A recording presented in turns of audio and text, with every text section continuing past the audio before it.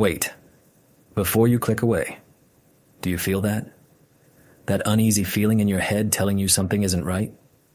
Trust it, because what I'm about to tell you in the next few minutes could be the difference between financial survival and complete ruin.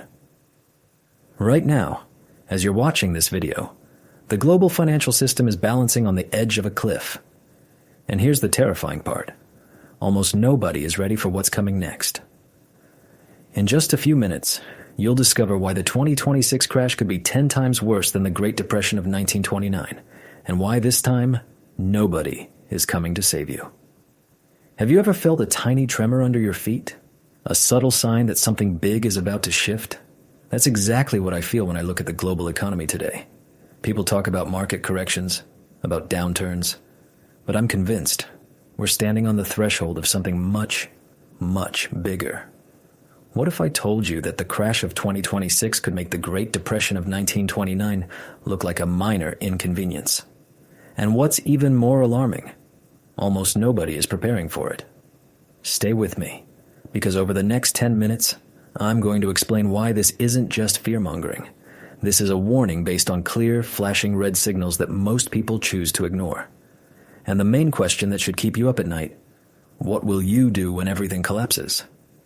To understand why 2026 could be so different, we need to go back to 1929. The Roaring Twenties were a time of unbridled optimism. New technologies, radio, automobiles, were changing the world. The stock market was soaring to the heavens, and ordinary people were taking out loans like never before to grab their piece of the pie. It seemed like the party would never end. The problem was that this entire boom stood on a mountain of debt and speculation. When the bubble finally burst in October 1929, the system collapsed instantly. Banks went bankrupt. Fortunes evaporated overnight. The world plunged into the Great Depression. The key lesson from 1929 is this. When a system is built on excessive debt and overconfidence, the fall always happens faster and harder than anyone predicted. Now let's fast forward to today. Look around. Sound familiar? We're living in an era of unprecedented technological advancement. Artificial intelligence, electric vehicles, space exploration. The stock market, despite its ups and downs, has reached incredible heights. And debt, well, we've taken the concept of debt to a completely new level. But here's the first major difference between today and 1929, and it's huge. It's the scale of global debt. Back then, debt was mostly concentrated within individual nations. Today we have a completely interconnected global financial system. Government debt, corporate debt, and personal debt, from mortgages to credit cards to student loans, all of it has ballooned to astronomical figures, far exceeding anything seen in the 1920s.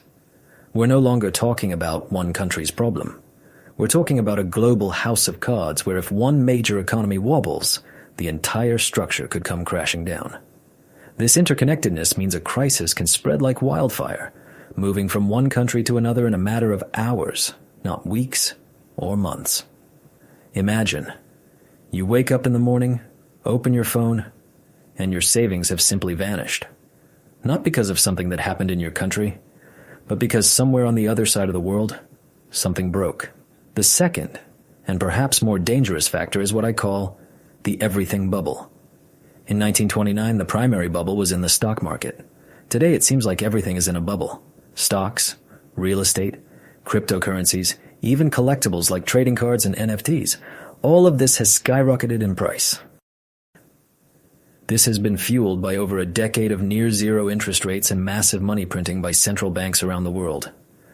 This easy money has inflated the prices of almost every asset you can imagine.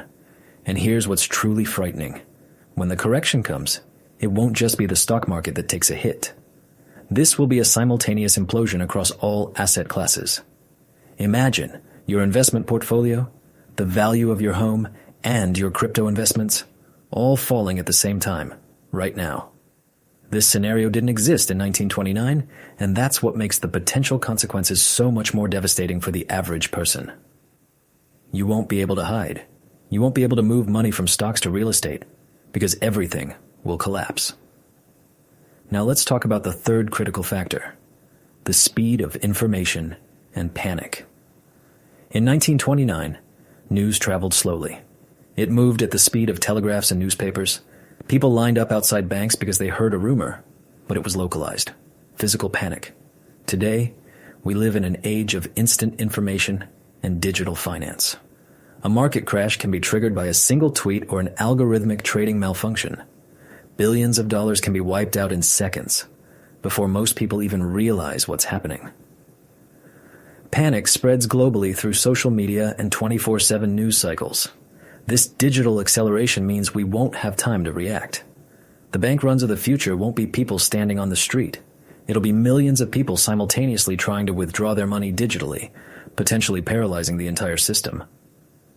The psychological impact of watching your life savings evaporate in real time on your phone screen, that's something the generation of 1929 never had to face. And you won't be able to call the bank. You won't be able to go to an office. The systems will be overloaded. You'll just watch your money disappear, and there'll be nothing you can do. So why is nobody ready? Because of a dangerous psychological trap. Normalcy bias. We've had a few scares. The dot-com crash, the 2008 financial crisis. But each time, the system was bailed out. Central banks intervened, printed more money, and propped everything back up. We've been conditioned to believe that someone will always come to the rescue. This creates a false sense of security. People keep pouring money into the market, taking on new debt, assuming the party will continue because, well, it always has. But here's the terrifying question. What happens when the tools that saved us before stop working? Central banks have already used their primary weapon, slashing interest rates to zero, and printing more money now just fuels inflation, making the problem even worse. They're running out of ammunition, and you're running out of time. This is the main reason nobody is ready. We're facing a potential crisis with no clear solution, and the very institutions we trust to protect us may find themselves powerless. Imagine, you're calling, writing, searching for help, but there's nobody to help, because they're drowning too. What does all this mean for you? This isn't about spreading fear. This is a call for awareness and preparedness. We can't predict the exact date, but we can see the storm clouds gathering. The first step to being ready is understanding the risks. We've talked about global interconnected debt, the everything bubble, and the speed of digital panic. The second step is to look at your own financial situation with clear eyes. Are you over-leveraged? Is your entire financial future tied to one or two high-risk assets? What will happen to your family if everything collapses tomorrow? How will you pay for food, for housing? Now is the time to think about diversification, build a cash reserve, and educate yourself on different types of assets that might hold their value during a downturn. This is about building a financial lifeboat, not just hoping the ship won't sink. The psychology of 1929 was one of unprepared optimism. Our challenge today is to avoid the trap of prepared complacency. Because when the storm hits, it'll be too late to look for a life vest. We've covered some heavy topics today, and I know it can be unsettling. But knowledge is power. By understanding the unique vulnerabilities of our modern financial system, you're already more prepared than most. But are you prepared enough? What specifically will you do tomorrow morning?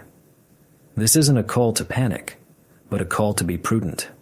Start asking the tough questions and making smart, informed decisions about your financial future. Don't wait for the tremors to become an earthquake. Don't wait until it's too late, because time is already running out. If you found this information valuable and want to learn more about how to navigate these uncertain times, hit that like button and subscribe to the channel. In upcoming videos, we'll dive deeper into practical strategies that could save your savings, but only if you start taking action right now. Thanks for watching, and stay safe. Remember, when the crash begins, you'll either be among those who prepared or among those who lost everything. The choice is yours, and that choice needs to be made today.